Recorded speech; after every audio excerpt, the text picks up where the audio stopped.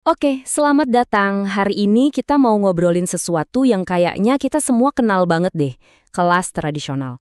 Tahu kan yang gurunya di depan kita dengerin. Nah, kita bakal bedah tuntas model ini lewat satu studi kasus yang spesifik banget. Langsung aja kita mulai ya. Jadi, apa aja yang bakal kita bahas? Pertama, kita lihat dulu apa itu model pembelajaran tradisional. Terus, kita fokus ke studi kasusnya, yaitu model ekspositori. Abis itu, kita bongkar ciri-cirinya, plus minusnya apa aja.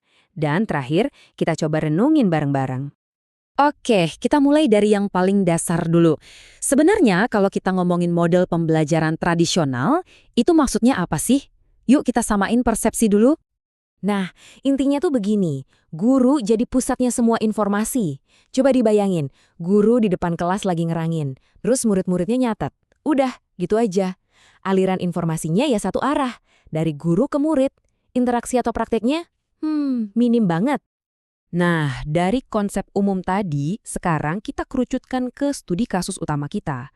Ada yang namanya model ekspositori.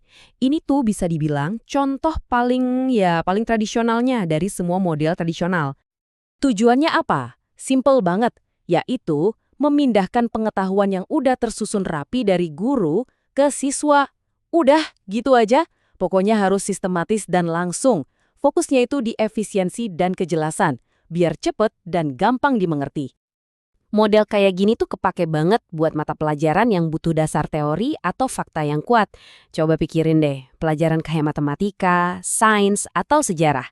Kan nggak bisa langsung lompat ke yang susah kan? Harus paham dulu konsep dasarnya. Nah, disitulah model ini berperan banget.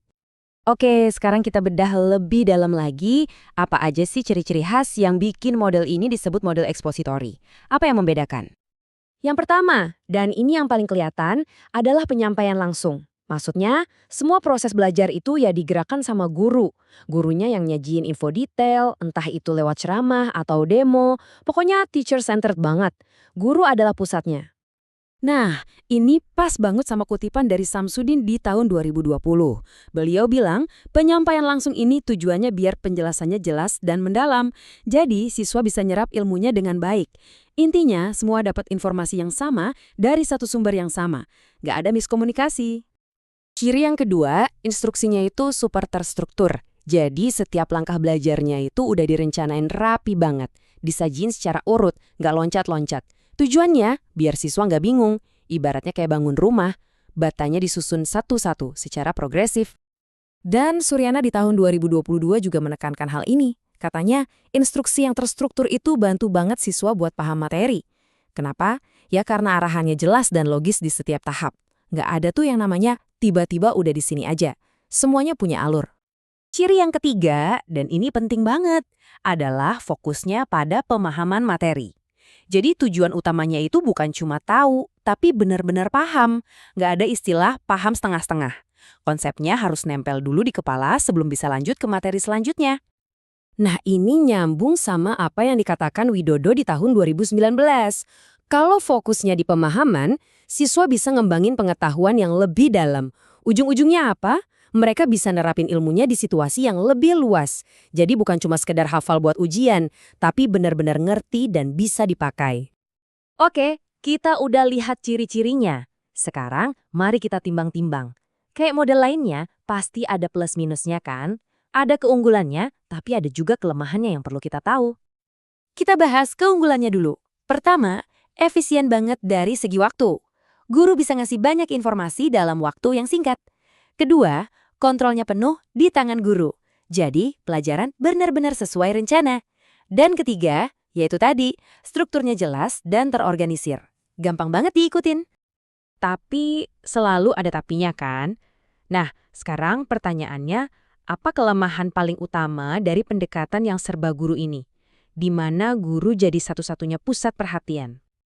Jawabannya adalah interaksi guru dan siswanya jadi terbatas banget. Logis kan? Karena gurunya sibuk ngomong, ngasih informasi, kesempatan buat siswa nanya, diskusi, atau ngasih pendapat jadi kecil banget. Kelasnya jadi kayak jalan satu arah. Anwar di tahun 2021 juga menyoroti hal ini. Menurutnya, model ini bisa membatasi interaksi, yang akibatnya ya kesempatan siswa buat terlibat aktif jadi berkurang. Jadinya mereka cenderung pasif, lebih banyak jadi pendengar aja daripada ikut serta. Jadi ini semacam trade-off ya. Di satu sisi kita dapat efisiensi, kontrol penuh dari guru, dan struktur yang rapi. Tapi di sisi lain, yang dikorbankan adalah interaksi dan keterlibatan aktif dari siswanya. Sesuatu yang harus dibayar. Oke, kita udah sampai di bagian akhir. Waktunya kita refleksi sedikit. Setelah tahu semua kelebihan dan kekurangannya, pertanyaannya jadi, apakah model kayak gini masih relevan? Masih ada tempatnya nggak sih di dunia pendidikan sekarang?